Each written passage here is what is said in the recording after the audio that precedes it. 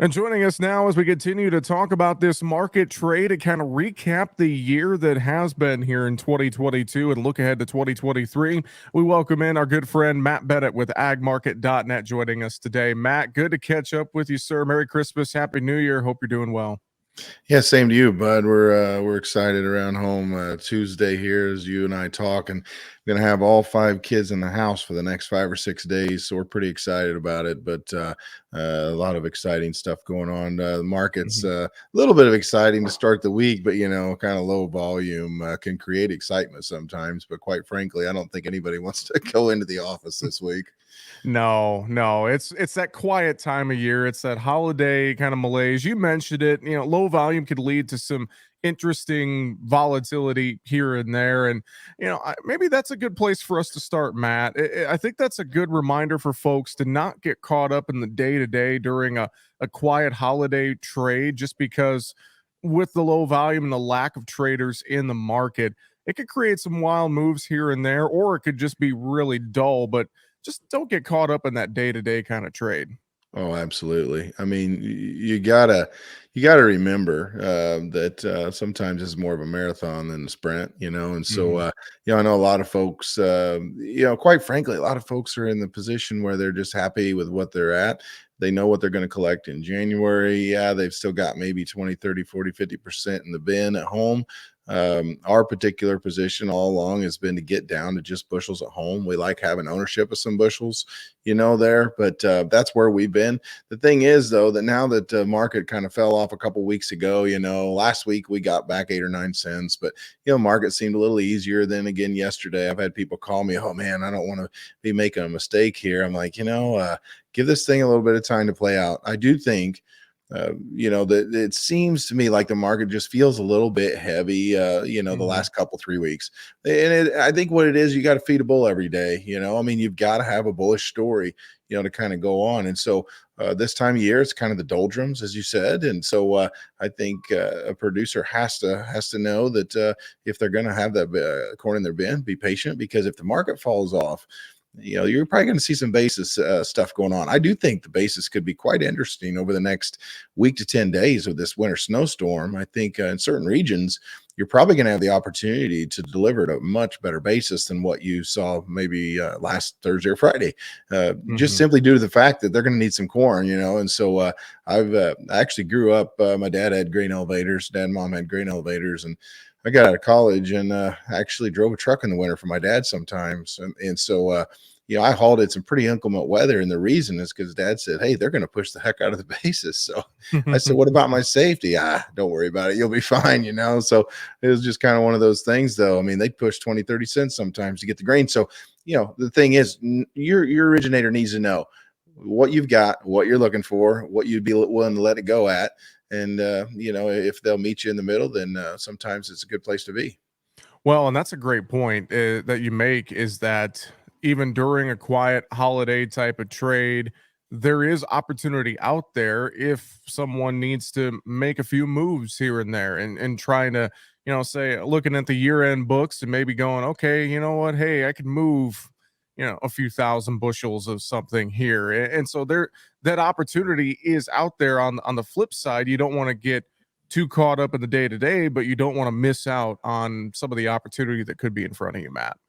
Absolutely, absolutely, and I would. And another thing I'll add to that, whenever I've been out speaking here, did a lot there in November and early December. But people were asking, "What do you think the most important thing we can do to set ourselves up for success in 23?" And I told them, I said, "What decisions you make between the date of that meeting and December 31st are big, And so it's not just the marketing; it's what are you doing tax wise? What are you doing to try to beat Uncle Sam, so to speak? I totally understand that. I don't want to pay taxes any more than anybody else. But a lot of times in these really high income years, we can kind of get ourselves put in a corner just based on the decisions that we make. Got to be super cautious as to get out over our skis as far as what we're doing, on equipment and everything else. So it's been a great year. It's been a blessed year. But we just want to make sure that we're smart about the windfall that a lot of folks have seen. Definitely. Matt, you're a trader, you're also a farmer. And as you take a look at this year, I know it's been a wild, volatile year. What have we learned when it comes to markets in 2022? Or I should say, what should we have learned maybe looking back at this past year and just some of the craziness that was out there in the market trade? Yeah, I think a couple of things come to mind. This market kind of was building from 20. You came into 2020 in the fall. And in August you had that derecho event, and then you had China step in and buy a bunch of corn. And that kind of set the ball rolling. Once the ball got rolling, it wasn't going to stop. And so, the thing is that whenever it gets right down to it, it's been a 2-year rally. We've had 2 years in a row of just incredible income. And so what would we have learned from 22 or even 21 is that a lot of times we can be in a situation where we don't think the markets are ever going to rally again, and you turn around and you look, and all of a sudden your profit margins are just flat out incredible. So one of the main things I've learned in 22, and I think that we've tried to impress upon people, is don't take anything for granted. I had people hauling in corn across the scale in the fall of 22, and they've got phenomenal grain handling systems at home. A better storage facility than most elevators that I knew of whenever I was a kid. And they said, "Hey, I don't know, but I may have to leave some of my storage empty at home, because I can get $6.75 a bushel for corn," and they were hauling in corn, in maybe in Illinois or Indiana that was making 240. And I said, "Okay, let's do the math on that. Do you want to put it in the bin? I mean, if you do put it in the bin, that's okay. I don't have a problem with that. But at the same time, look at the kind of profit margin that you're setting yourself up with if you just absolutely haul it in right across the scale." I did have a producer in Kansas call me during the middle harvest, hauling $9 corn to a cattle feeder. He had a basis of over $2 over. And he said, I just don't know if I'm going to make a smart decision by putting this in the bin. And I said, I concur. I totally agree with you. And so, I think that you got to understand not every year is the same. Every year is different. And sometimes you just got to take what the market's giving you. Very, very true. Matt, another thought that's pondered in my head, and I've heard this from a lot of folks as I've been out as well this year. It feels like the psyche in farm country, some of it used to be, oh, let's put it in the bin and set it, forget it, that kind of method. But now it feels like it's becoming more and more of a business, and you have to have that marketing plan. I mean, would you agree with that when you talk to folks? Are folks trying to become more aware of the options and the strategies that they have in front of them to market grain versus just the old, I'm just going to throw it in the bin and forget it until I need to sell it kind of mentality? I do think that's the case. Now, I will say this though. There's a lot of folks, including myself, that maybe sold 10, 15, 20% before corn ever hit even $6, for the Hmm. 2022 crop. I'm just being totally honest and transparent. Now, a lot of times when we do something like that, the guys that I work with, we will actually buy some sort of a call position, especially if it's a very large sale. But the thing is that some of the folks that didn't do anything this year actually were rewarded for that, and had a really good situation as far as marketing was concerned. And I'm happy for them by all means. If I'm one of those producers, though, I do have to understand, that 2023 could be drastically different. I just wrote an article last week about this, and I think anytime that we see really, really big profit margins, we have to be really cautious the following year, because if you made two, three, $400 an acre in 2022, and all of a sudden right now you're snubbing your nose at maybe 100 and $150 an acre. Let's go back to 2015 through 2019. I always encourage people, go back and look at your books at years like that, when you were scratching and clawing, just praying to make $100 an acre. And so, we've got to be really careful there, and understand that once again, every year is different. We can't market just based upon what happened last year, because the best price for December 23 corn may happen before we ever see 2023. That just may be the case. I don't know that it is, but it certainly looks like that possibility exists if you end up with a big Brazilian crop, if you end up with 91 or 2 million acres of corn in the US, and then we have Mother Nature actually cooperate. Kind of genetics we're planting these days, you could have 185 national yield in 23. It's very possible. I'm not saying it's going to happen. It's just possible. It is very possible. I think another thing too, just real quick, is that if someone sets a target, say maybe they put a wish order in here or whatever, or they make a sale, being if they're making a profit, being okay with that and not saying, oh, well, I wanted it to get to 7 and then it hit 7, but now I want 725. Need to be okay with making that profit where you set a price target, right, Matt? I think so. I mean, the thing is that I've had a lot of people with remorse. They've set a target. Right now they may say, "Oh, good Lord, I would have given anything for $7 corn, and I really hope I can get 7 again." And then I have them call me and say, "Hey, I just talked to my originator, and they give me 7, but I don't know if it's a good idea." I'm like, "What do you mean? 2 days ago you said you're giving your right arm for $7 corn." Let's keep in mind why $7 was a good price to begin with. I mean, it was a good price because you knew you could print some serious profit margin there. And so the thing is that we set these targets. We put our, for me personally, it's for profitability. I'm trying to lock in profitability. And so, the thing is you got to remember, I think I talk about this stuff all the time, but it's the psychology of marketing.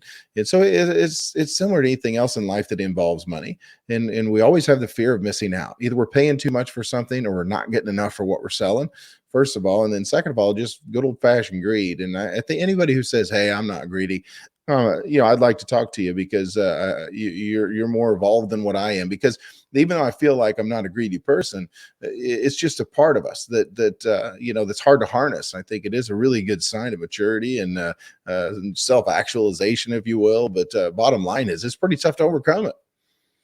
Matt Bennett, agmarket.net, is our guest here today. Matt, let's turn our thoughts to 2023. What are you watching for the early part of 2023?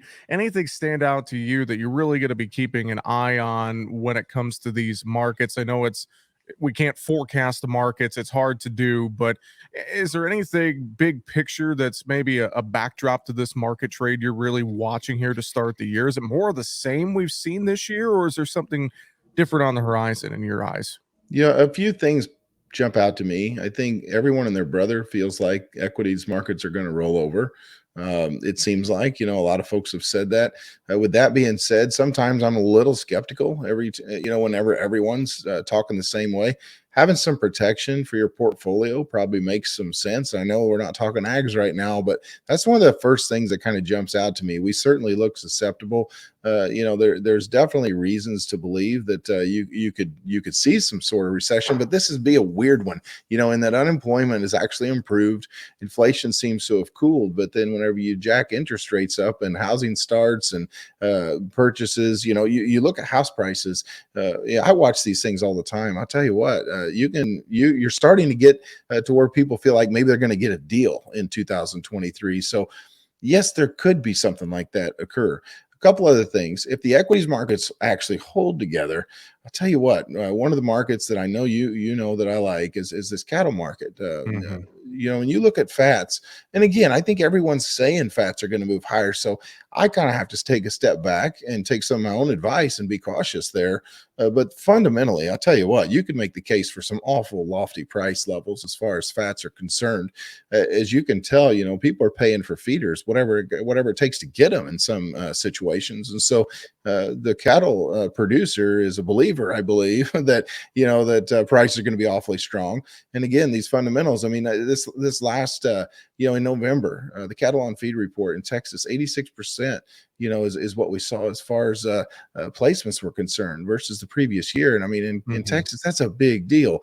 And so I think moving forward, we've got some pretty interesting markets there. But to get the ones most people are probably most interested in, corn and beans, to me, it looks to me, that whenever we look at the historics, high prices are supposed to cure high prices. And so for me, I really struggle, Jesse, to think that we're going to see the kind of year we had in 21 or 22, where we just see price levels throughout the year intermittently at great levels. I feel like uh, without supply disruption in the southern hemisphere, or some sort of event that none of us are thinking about, I'll tell you what, I'm a little concerned, that we're going to see prices in this, sideways type situation, sideways to lower. Now, if that's the case and we're sideways and we're pushing $6 corn, I'll take it any day of the week. Input prices were very robust this past fall, but fertilizer's finally starting to back off a little bit. So, profit margins still might occur.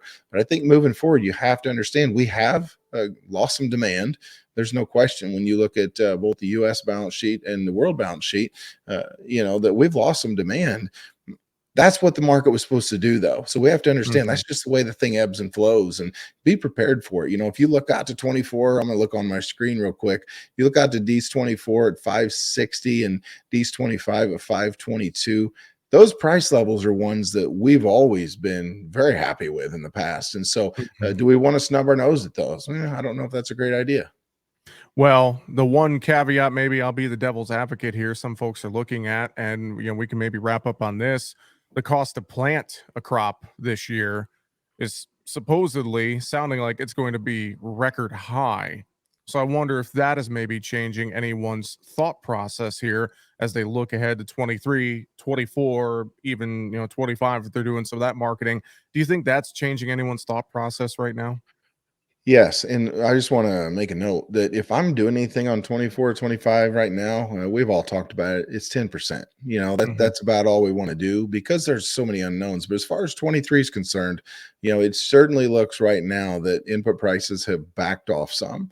That's a good thing, but why wouldn't they? Because these corn's backed off some. I've told people if you really want to see fertilizer get cheaper, be careful what you wish for because the only way it's going to get cheaper is most likely a move lower in the price of corn. So I think moving forward, yes, people are very hesitant. I understand, but that just goes back to what I was saying previously.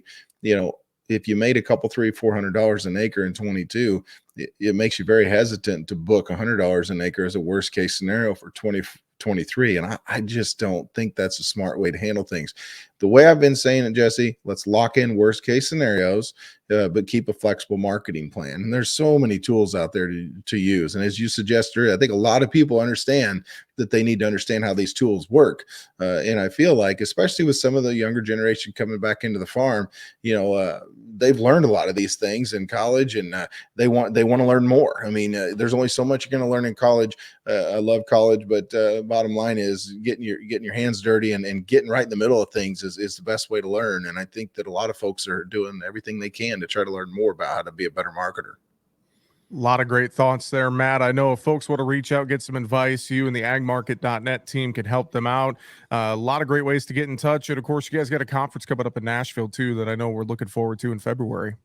Oh, absolutely. So, agmarket.net's a great way to get a hold of us. We've had a ton of people sign up. I think we're going to have to get a bigger room, Jesse. So that's a really good development we've got going. But, 5th and 6th of February, we're excited to be there. We got Dave Hightower, Drew Lerner, and, of course, several of our guys, and you're going to be there and some other media is going to be there. I think there's a lot of people very interested to see kind of what's going to happen over the course of those couple of days. And so we're pretty excited to be hosting that. I thought you were going to say you had to get a bigger room just to fit me in, but No, maybe me too after this holiday because I know what's going to happen whenever I go to my in-laws to eat and whenever I go to my mom's to eat. I'm in the same boat, my friend. I'm in the same Yep, boat. I hear Well, you. again, you can learn more agmarket.net. Appreciate the time. Again, Merry Christmas, Happy New Year. Matt Bennett, thanks for joining us. We'll talk to you again in 2023. Absolutely, bud. Thank you.